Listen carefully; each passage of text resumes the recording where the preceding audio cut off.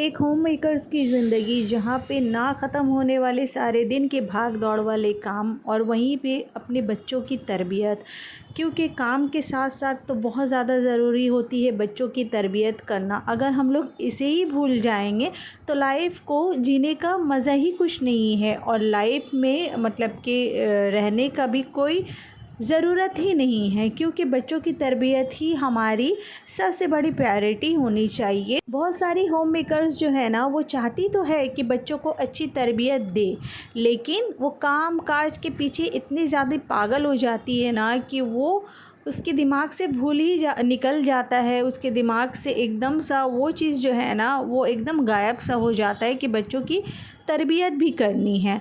लेकिन ऐसा नहीं है कि कोई पेरेंट्स नहीं चाहते हैं, सभी पेरेंट्स चाहते हैं, पर काम काज के मतलब चक्कर में सारा कुछ वो भूल बैठते हैं। सो आज के इस वीडियो में कुछ बच्चों की तरबियती बातें आपके साथ शेयर करूंगी। So let get started. बिस्मिल्लाहिर्रहमानिर्रहीम। अस्सलामु अलैकुम and welcome back again. Hope you are doing good. I am also good, अल्हम्दुलिल्लाह। तो अभी व्लॉग मैंने स्टार्ट कर दिया है, तो मेरी रूटीन भी देखिए और उसके साथ साथ ना आपके साथ कुछ बातें शेयर करूंगी, वो भी सुनते रहिए। इंशाअल्लाह बहुत ही आपको ये काम में आएंगे। तो बच्चों की तरबियत के लिए ना हम लोगों को सबसे पहले चाहिए, अभी के टाइम में जैसे मोबाइल बहुत ज़्यादा बच्चों के लाइफ में मतलब कि ऐसा आ गया है ना कि वो भी मानो फैमिली मेम्बर्स सा बन गया है। मोबाइल के बिना बहुत सारे बच्चे जो है ना, वो खाना नहीं खाने मांगते हैं, बोलते हैं कि मुझे खाना मैं तभी खाऊंगा कि मोबाइल मुझे चाहिए, मोबाइल देखते देखते खाऊंगा। फिर बहुत सारे ऐसे भी बच्चे होते हैं ना कि कोई भी टास्क अगर आप उसे कंप्लीट करने के लिए बोलो ना, तो वो सबसे पहले यही मांग करते हैं, यही बोलते हैं, डिमांड करते हैं कि मुझे ठीक है मैं ये काम कर दूंगा, लेकिन उसके लिए उसके बदले में मुझे मोबाइल चाहिए। मोबाइल हमारे लाइफ में ना जैसे तो उसके मतलब मोबाइल की वजह से हम लोगों को बहुत सारी चीज़ें आसान हो गई है, वैसे उससे भी ज़्यादा ना बहुत सारी चीज़ें मुश्किल भी हो गई है, ख़ास करके बच्चों के लिए। क्योंकि ना बच्चे इसमें बहुत ज़्यादा घुस गए हैं और कई बार तो ऐसा भी हो जाता है ना कि बच्चे जो है ऑनलाइन जा कर के खेलते हैं। ऑनलाइन खेलने से ना अभी साइबर क्राइम इतना ज़्यादा बढ़ गया है ना कि मैं आपको क्या ही कहूँ। मोबाइल से बहुत ज़्यादा आप लोग दूरी बनाए रखें। दूरी बनाने का मतलब ये है कि अपने ज़्यादा पिक्चर्स वगैरह जो है ना, वो सोशल मीडिया में नहीं रखें, क्योंकि ना उसका अभी बहुत ज़्यादा गलत यूज़ हो रहा है। बहुत सारे लोग जो है ना उसका गलत फ़ायदा उठा रहे हैं और कई बार तो ऐसा भी हो रहा है कि आपके वाईफाई को ना बहुत सारे लोग जो है, वो जो हैकर्स होते हैं ना, वो हैक कर लेते हैं। और ये सारी गलतियाँ ज़्यादातर बच्चों के कारण हो रही। कैसे हो रही है? बच्चे जो है ऑनलाइन आकर के खेलते हैं, फिर बहुत सारे मतलब ऐसे गेम्स है ना जिसमें टास्क दिए जाते हैं, तो वो टास्क को कंप्लीट करने के लिए ना बच्चे अपने घरों की जो पिक्चर्स है ना उसे अपलोड करते हैं। तो जो हैकर्स होते हैं ना, तो घरों की पिक्चर्स देख करके वो मतलब कि आपके हर एक जगह को, हर एक वॉल को वो हैक कर लेता है और आपके घर में क्या है क्या नहीं है, किस वक्त आप क्या कर रही है, सारा जो नोटिफिकेशन है ना उसे जाता रहता है। तो इस वजह से अगर बच्चे मोबाइल देख रहे हैं तो मोबाइल देखने का मतलब ये है कि उन्हें ऑफ़लाइन गेम, अगर वो गेम खेलना चाह रहे हैं तो टाइम लिमिटेड करके उन्हें ऑफ़लाइन थोड़ा सा दे खेलने के लिए, लेकिन ऑनलाइन नहीं जाने दे। और दूसरी बात ये है, बच्चों को सबसे पहले कोशिश करें मोबाइल से दूर रखने का, जैसे कि उसको ना दूसरी एक्टिविटीज़ करने के लिए दे। जैसे कि घर के और भी बहुत सारी चीज़ें आप इन्जॉय मतलब उनके सामने आप दिखाइए कि मैं इन्जॉय कर रही हूँ ये सारी चीज़, तो बच्चे भी खुद ब खुद उसे इन्जॉय करेंगे। जैसे कि कभी ना आप खाना बनाने के लिए जब किचन में रहो ना, तो बच्चों को अपने साथ में ले कर के रखो और उसे दिखाओ कि देखो ये पराठा मैं बना रही हूँ, पराठा कितने अच्छे से मैं इसे गोल गोल करके बेल रही हूँ। तो उसे भी ना दिल करेगा कि ये क्रिएटिविटी करने का, कि दो मम्मा मैं भी गोल गोल करके उसे ट्राई करूँ बेलने का। फिर कई दफ़ा ऐसा होता है हम लोग ना मटर छीलते हैं, तो बच्चे भी उसमें आ जाते हैं, शामिल हो जाते हैं कि मैं भी मटर छीलूँगा। इस तरह के छोटे मोटे टास्क जो है ना बच्चों को दे, तो इससे क्या रहेगा, उसका जहन जो है ना मोबाइल से दूर रहेगा।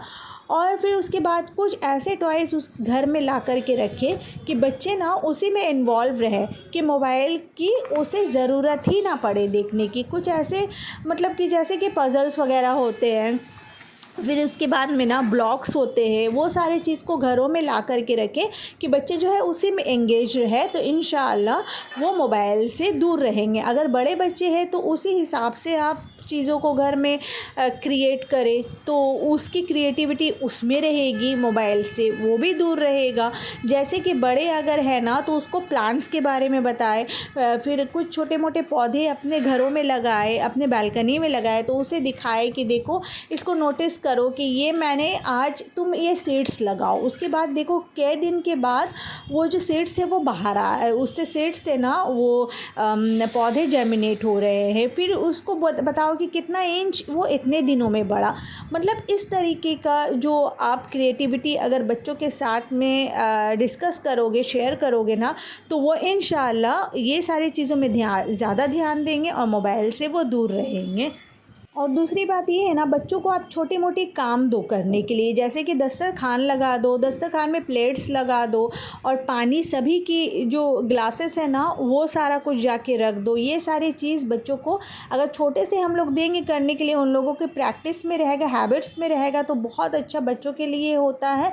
क्योंकि वो आगे के टाइम में जब हॉस्टल्स वगैरह जाते हैं ना इंशाअल्लाह आगे पढ़ाई करने के लिए, तो उनके लिए ईज़ी होता है वहाँ पे हॉस्टल्स के लाइफ को हैंडल करना।